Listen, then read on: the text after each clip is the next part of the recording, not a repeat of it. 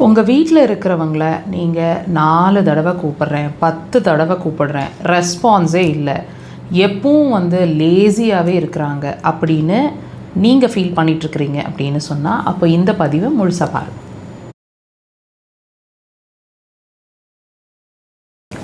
எந்த ரெஸ்பான்ஸுமே இல்லை, 10 தடவை கூப்பிட்டாலும் ரெஸ்பான்ஸே இல்லை, காதுலேயே விழுக மாட்டேங்குது அவங்களுக்கு, ரொம்ப லேசியாக இருக்கிறாங்க, இது ஏதாவது கண்டிஷன் ஒரு கம்ப்ளைண்ட்டாக இருக்குமா, இதுக்கு ட்ரீட்மெண்ட் தேவையா, இது எல்லாமே யோசிச்சுட்ருக்கீங்க இல்லையா?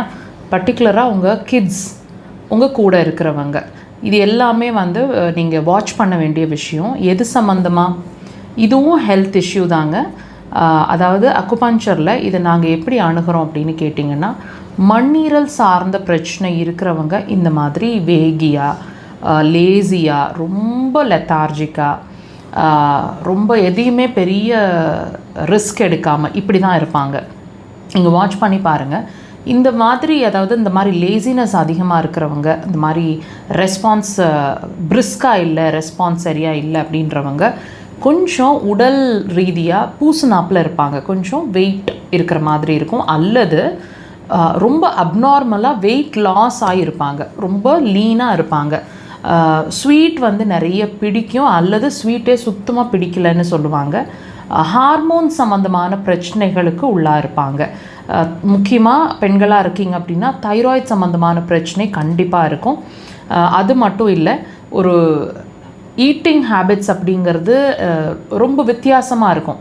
அடிக்கடி சாப்பிட்டுட்டே இருக்கிற மாதிரி இருக்கும். அந்த சாப்பிட்றதே நார்மலாக இல்லாமல் ஏஜுக்கு தகுந்த மாதிரியோ உடல் வாகுக்கு தகுந்த மாதிரியோ சாப்பிடாமல் கொஞ்சம் எக்ஸஸாக சாப்பிட்ற மாதிரி இருக்கும். அந்த ஃபுட் மேலே கிரேவிங்ஸ் அவங்களுக்கு அதிகமாக இருக்கிற மாதிரி இருக்கும்.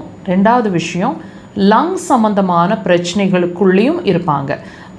நீங்கள் இந்த மாதிரி இருக்கிறவங்க நிறைய பேர் பார்த்திங்கன்னா ரொம்ப அடமெண்ட்டாகவும் இருப்பாங்க, பிடிவாத குணமும் அதிகமாக இருக்கும், காரம் ரொம்ப பிடிக்கும், எவ்வளோக்கு எவ்வளோ ஸ்வீட் கிரேவிங்ஸ் அதிகமாக இருக்கும், ஈக்குவல் ப்ரப்போர்ஷனில் காரமும் ரொம்ப லைக் பண்ணி சாப்பிட்ற மாதிரி இருப்பாங்க. அது மட்டும் இல்லைங்க, இடுப்பு கீழே வெயிட் அதிகமாக இருக்கிற மாதிரி ஃபீல் பண்ணுவாங்க. அண்ட் பாதங்கள் சம்மந்தமான, கொஞ்சம் எல்டர்லி பீப்புளாக இருந்தீங்கன்னா பாதங்கள் சம்மந்தமான பிரச்சனைகளும் இருக்கும். இவங்களுக்கு சுகர் வர்றதுக்கான பாசிபிலிட்டிஸ் ஏஜ் வைஸ் பொறுத்து சுகர் வர்றதுக்கான பாசிபிலிட்டிஸும் அதிகம். ஸோ தயவுசெய்து இதெல்லாம் வாட்ச் பண்ணுங்கள். இதுவும் ஹெல்த் இஷ்யூ தான்.